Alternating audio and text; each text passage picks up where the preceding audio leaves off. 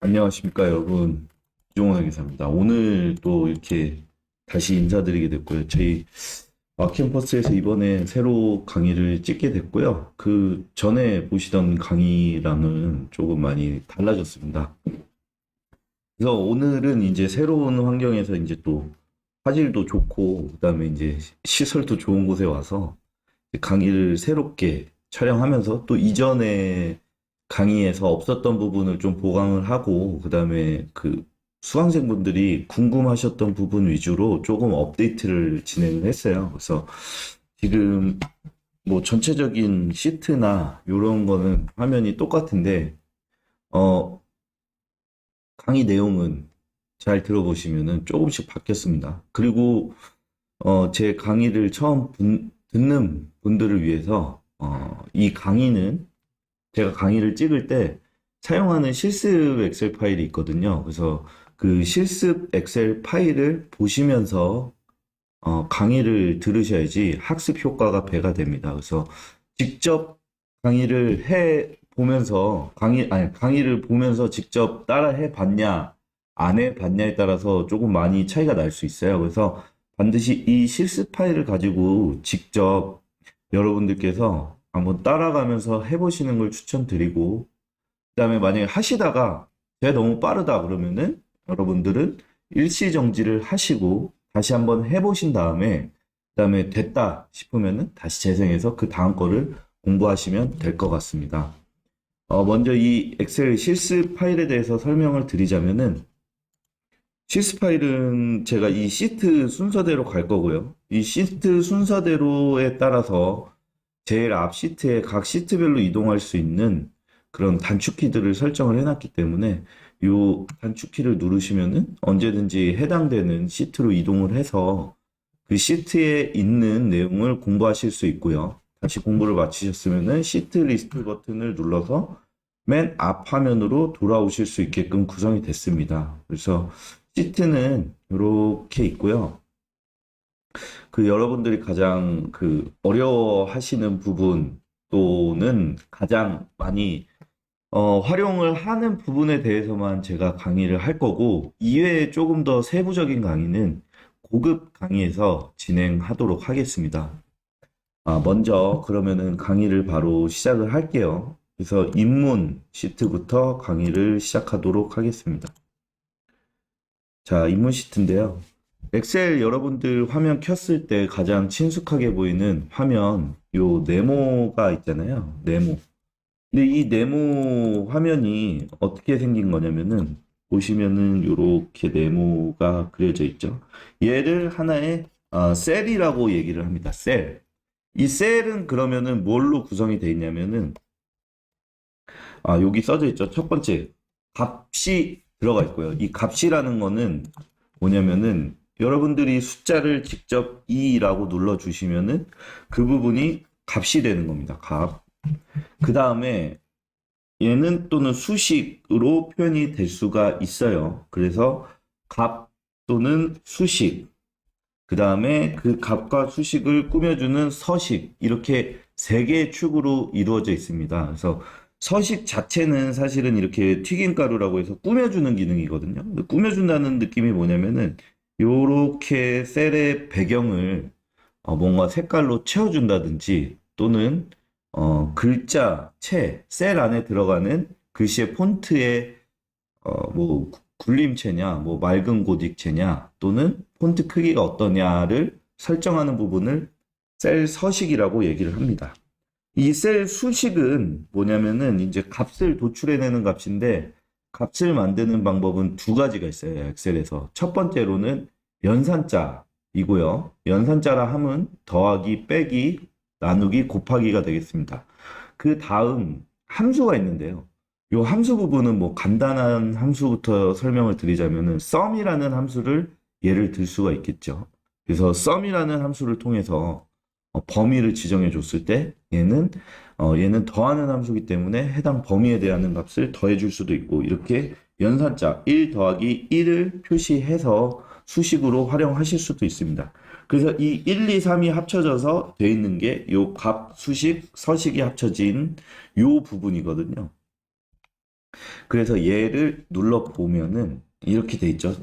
여러분들이 보시기에는 숫자 2가 써져 있지만 요 위로 올라와서 보시면은 여기에는 어떻게 써져 있죠? 수식 입력줄에는 1 더하기 1이라는 수식이 들어가 있는 거를 확인을 하실 수 있어요. 마우스를 클릭해 보면은 이렇게 나오고 다시 떼시면은 계산된 값만 보이게 됩니다. 그리고 이 셀에는 보시다시피 뭐 폰트가 볼드체가 적용이 돼 있고 그 다음에 그 살색깔, 오렌지 색깔로 채워져 있는 셀 서식이 적용되어 있습니다. 이 셀을 이해하시는 데 있어서 값과 수식, 서식은 반드시 기억을 해 놓으셔야 돼요. 이 뒷부분에 갈수록 요 값과 수식, 서식에 대해서 조금 더 응용하는 부분들이 나오기 때문에 그때 한 번 더 설명을 드릴 거고 현재는 값과 수식과 서식으로 이루어진 셀이라는 게 있다라는 점만 기억해 두시면 좋을 것 같습니다. 그 다음에 셀 서식에 대해서 한번 설명을 드릴게요. 이 셀 서식은 여러분들이 위에서 이렇게 튀김가루라고 했는데 이 제가 항상 셀 서식을 설명하면서 쓰는 방식이 있는데 날짜 데이터를 가지고 많이 설명을 드립니다. 그래서 오늘 강의 촬영일이 4월 28일인데요. 지금 보시면은 이 B12셀입니다. B12셀이라고 하면은 여기 B 열이 있고요. 이게 열입니다. 이렇게가 열이고 그 다음에 요 12라는 행이 있어요. 요렇게가 행이거든요. 그 행과 열이 만나는 여기 열은 열 번호는 B고 행 번호는 12번이겠죠. 그래서 얘랑 얘를 합친 B12라는 셀 주소를 가지게 됩니다. 이 B12의 셀 주소는 어디에 나오냐면은 여기 나와요. 여기 보이시죠? 그래서 B12라는 거는 셀 주소를 뜻하게 되거든요. 그래서 이 주소를 찾아가실 때는 열과 행번호를 보시면서 찾아가시면은 찾으실 수 있고요. 그래서 이 B12 셀로 가시면은 2021년 4월 28일 수요일이라는 값이 적혀져 있고 그 밑에는 2021년 4월 그 밑에는 21-4-28이라고 적혀져 있고 그 밑에는 44314라고 적혀져 있습니다. 이 밑에는 여러분들이 가장 많이 보시는 날짜 형태가 적혀져 있죠. 이 셀 서식을 설명할 때 제가 말씀드린 것처럼 셀 서식은 말 그대로 셀에 있는 값을 꾸며주는 양식입니다. 사실 이 부분들을 자세히 보시게 되면은 들어가 있는 값이 모두 동일해요. 그거를 어떻게 확인할 수 있냐? 이 수식 탭에 가시면은 수식 표시라는 부분이 있거든요. 수식 표시 버튼을 눌러주시게 되면 또는 단축키로 컨트롤과 어퍼스트로피를 눌러주시게 되면은 이 안에 있는 셀 서식을 걷어내고 셀 값을 보실 수가 있어요. 그래서 누르시면은 44314라는 동일한 값이 모두 적용이 되어 있는 것을 확인하실 수 있습니다. 근데 저희 눈에는 44314로 보이지 않고 각각 나눠서 보이게 되죠.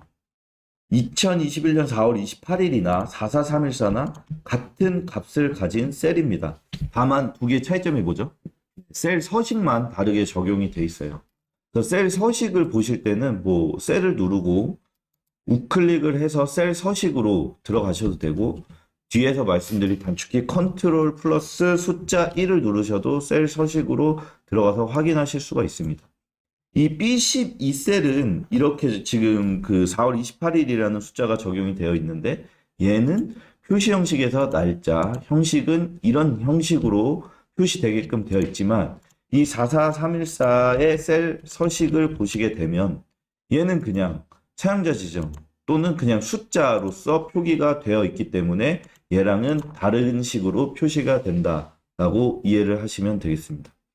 이거를 그러면은 엑셀에서 44314가 2021년 4월 28일이라는 날짜와 도대체 무슨 관계가 있느냐 궁금해 하실 거예요.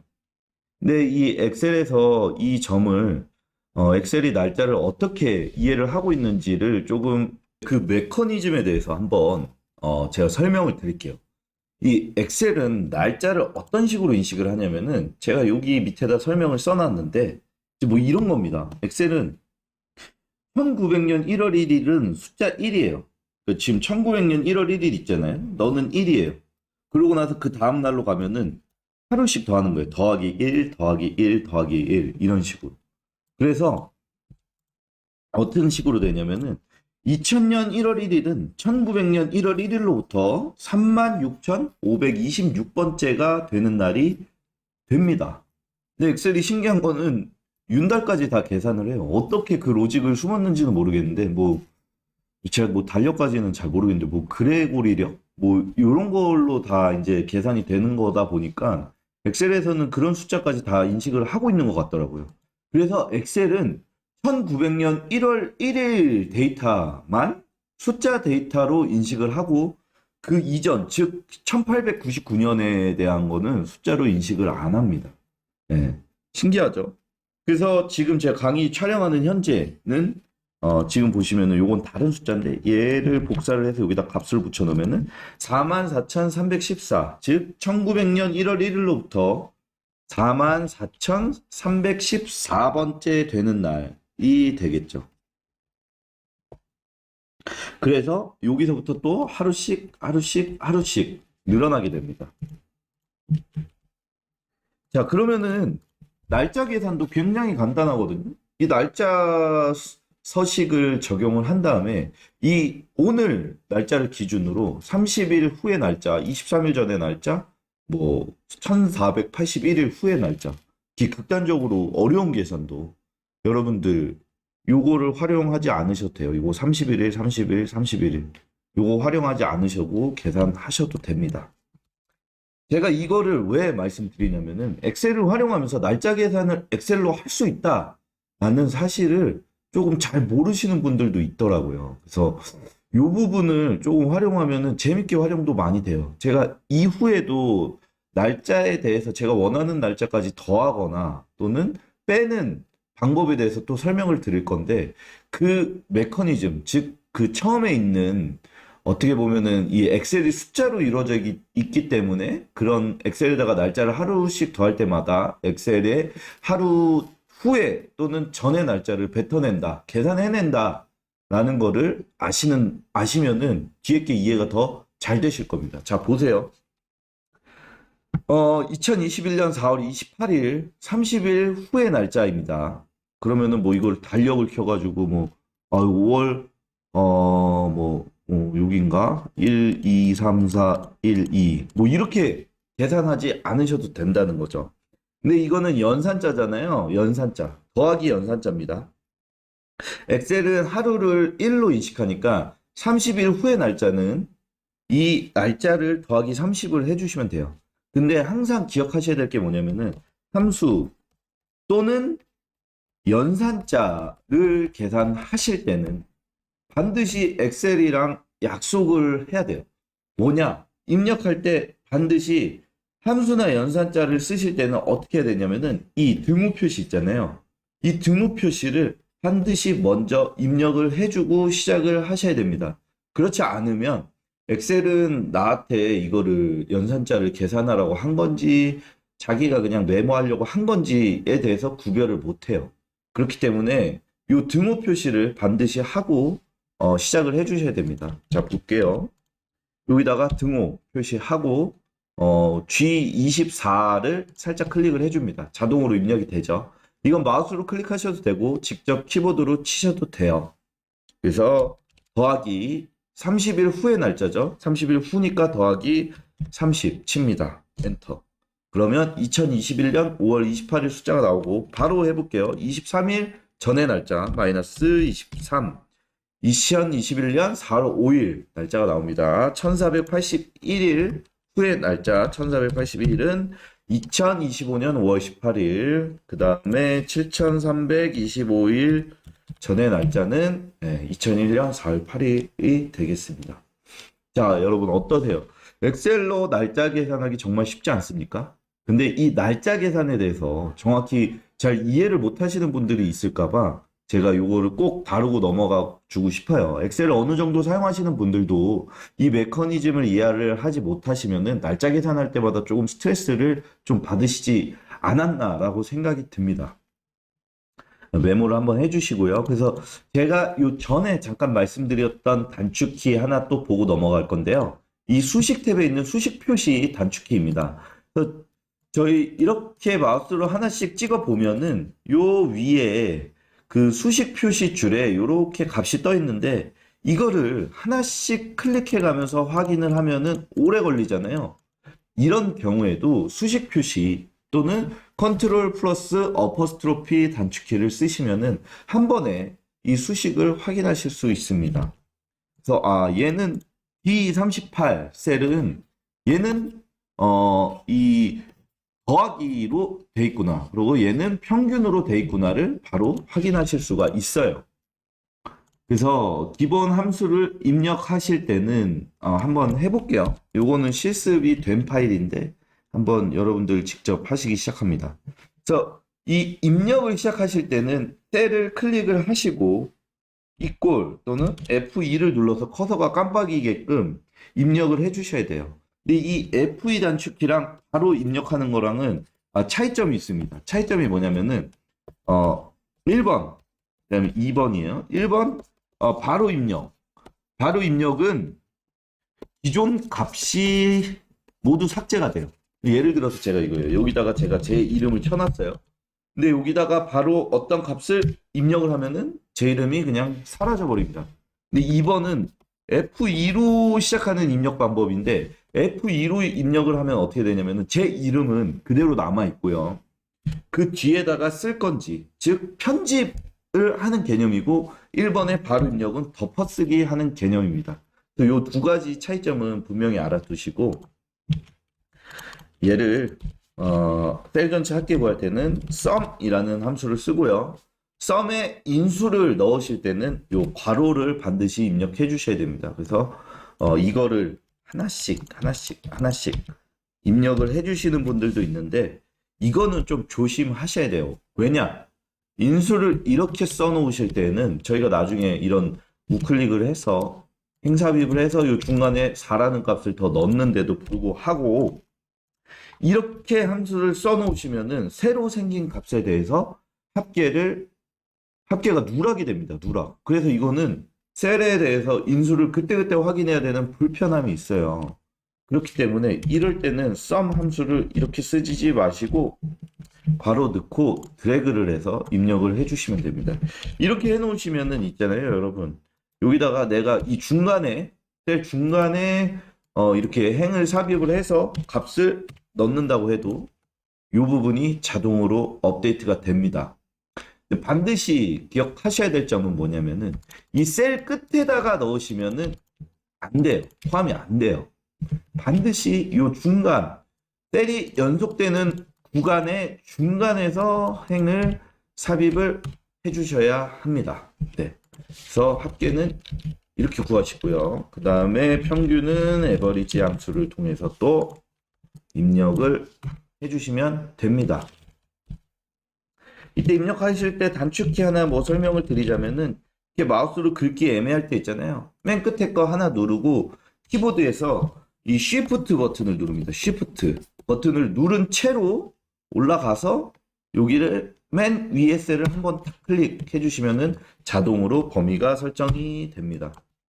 이거는 기억해 두시면 좋을 것 같아요. 여기까지 해서 입문 시트 강의였고요. 그 다음 단축키 시트에서 다시 한번 설명드리도록 하겠습니다.